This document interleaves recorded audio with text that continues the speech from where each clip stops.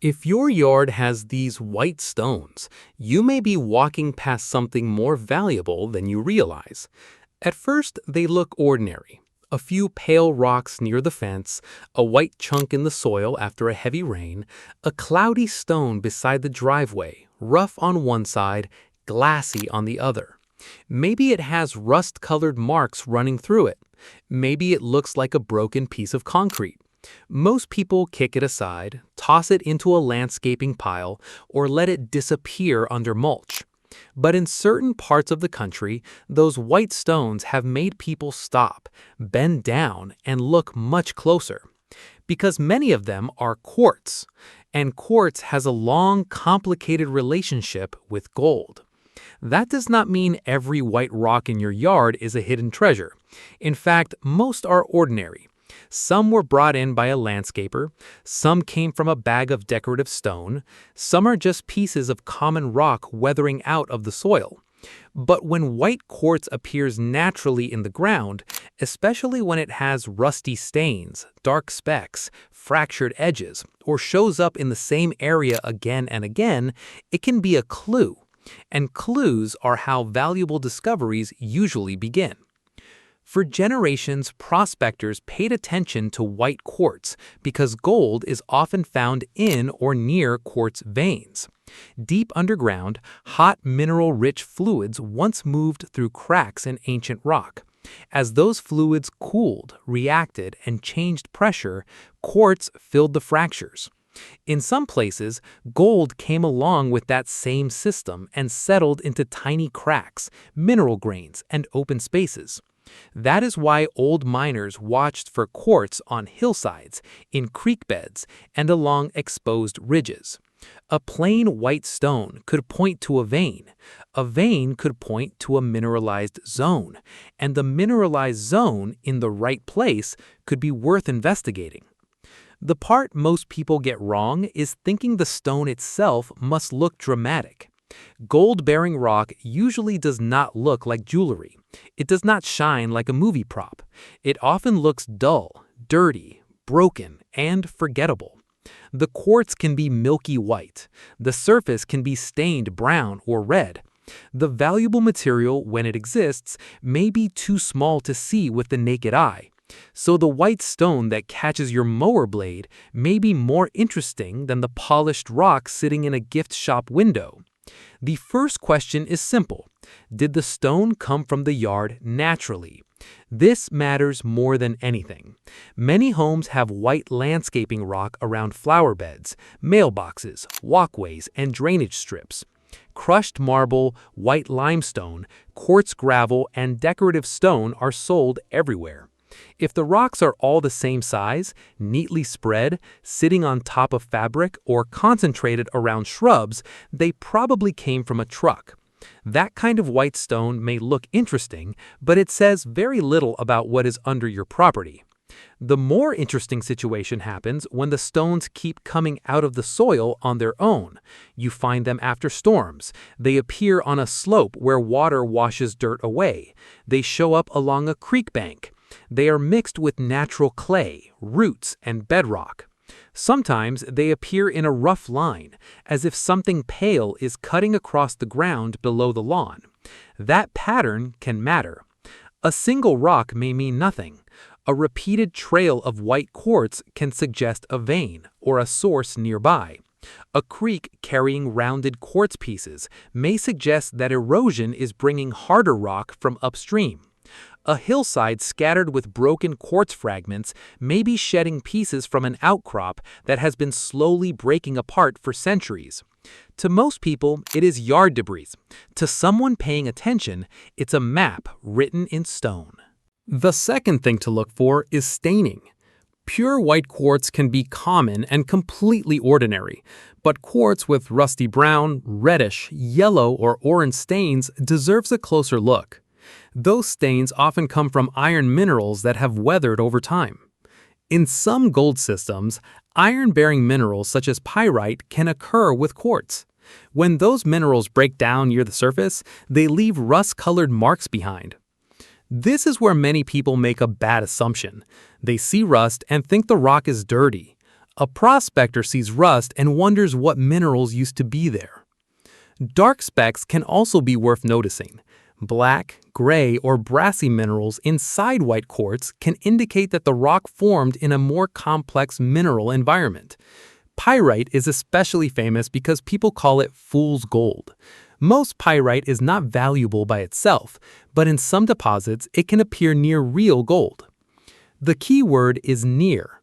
Quartz with rusting staining or pyrite is never a guarantee. Plenty of rusty quartz contains no meaningful gold at all, but clean white quartz with no staining, no fractures, no mineral specks, and no connection to a known gold area is usually less interesting than ugly, broken quartz that came from the right geological setting. Gold does not care if a rock looks pretty. That is why some of the most promising stones are the ones people ignore. They are cloudy, they are cracked, they have brown lines, they have tiny cavities. They look as if they have been through pressure, heat, water, and time. In a way, they have. Quartz veins are part of a larger underground story. They can form when fluids move through fractures in rock under pressure. In gold-bearing regions, those veins may preserve evidence of ancient mineral systems. Some research has even explored how stress on quartz during earthquakes may help concentrate gold, because quartz can generate electrical effects when squeezed. That does not turn every backyard rock into treasure. It does make the connection between quartz, pressure, fractures, and gold more than an old mining camp rumor. It is geology. Location changes everything. If you live in a region with no history of gold, your white stones are probably just white stones. They can still be interesting, and they may still tell you something about your soil, fill material, or local bedrock, but the chance of real gold value is low. If you live in or near a historic gold belt, the same stone becomes more important. In the United States, gold history runs through places like California, Nevada, Arizona, Colorado, Montana, Idaho, Oregon, Alaska, Georgia, the Carolinas, Virginia, and parts of the Appalachian region. Some areas are famous, others are quiet now, covered by subdivisions, farms, wooded lots, and back roads. A modern yard can sit surprisingly close to old prospecting ground. An old creek may have been panned a century ago. A wooded hill may contain forgotten test pits. A street name, a county history book, or an old geological map may reveal that the area once attracted miners. This is the kind of detail that separates curiosity from fantasy. If your yard has white quartz and your county has known gold deposits, old mines, or placer history, the stones deserve more attention. If your property sits near a creek below quartz-rich hills, that is also worth noting.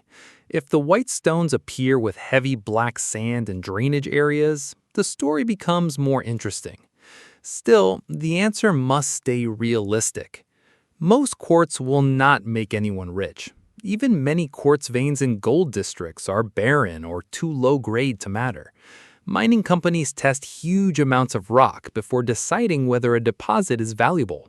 A homeowner finding a few stones in the yard is working with a much smaller clue. But a clue can still be worth something. It can lead you to understand your land better. It can reveal whether natural quartz veins run through the property. It can connect your yard to old mining history. It can help you decide whether a local rock club, geologist, or assay lab should take a closer look. The mistake is jumping straight from white stone to buried fortune. The smarter path begins with observation. Pick up the stone and examine it in daylight. Look at it dry, then wet. Wet quartz often reveals textures and colors that dust hides. Notice whether it is milky, glassy, waxy, or sugary. Look for rusty stains, black specks, brassy flecks, fractures, cavities, or tiny lines running through it. Then pay attention to where it came from. A stone pulled from deep soil during digging is different from one sitting on top of a flower bed. A stone found after rain on a natural slope is different from one spread evenly around the patio. A cluster of similar stones in one line is different from a single random chunk. You can also do simple identification. Quartz is hard. It can scratch glass, while many softer white rocks cannot. That test should be done carefully, on scrap material, and only when it's safe. The point is not to smash everything you find. The point is to know whether you are actually looking at quartz. What you should avoid is just as important. Do not start digging deep holes in a yard without checking utilities. Gas lines, water lines, electrical cables, septic systems, and irrigation pipes can turn curiosity into a very expensive problem. Do not trespass on nearby land because a creek or hillside looks promising. Do not enter abandoned mines. Old mine openings can collapse, hide vertical shafts, contain bad air, or flood without warning. And do not use dangerous chemicals. Gold recovery has a history of mercury use, and mercury has caused serious harm to people and waterways. A backyard stone does not justify toxic shortcuts.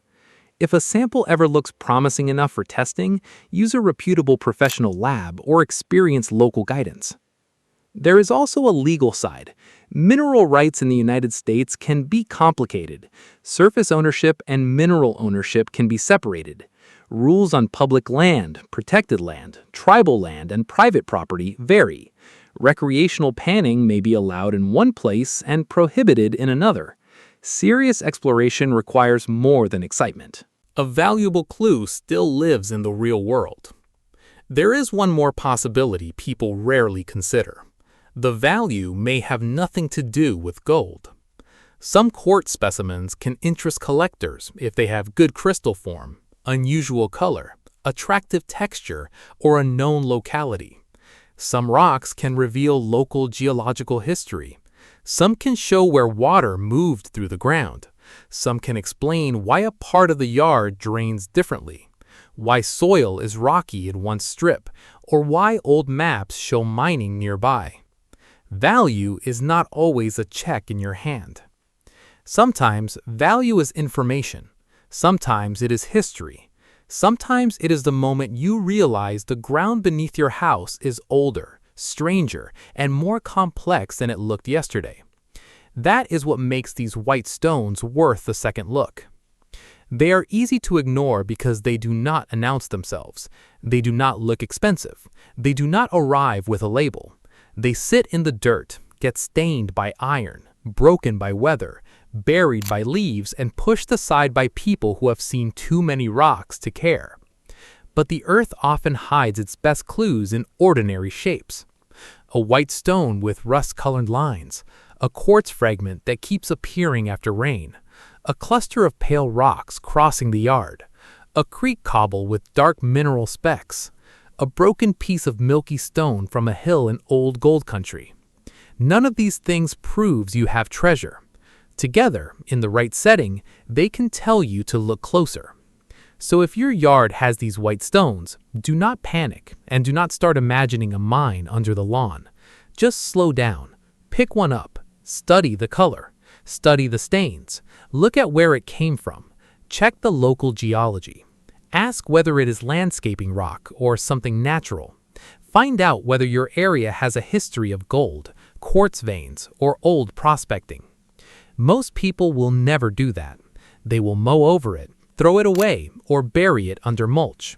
And that is how valuable things are often missed. They are not always hidden deep underground. Sometimes they are sitting in plain sight, waiting for someone to understand what they are looking at.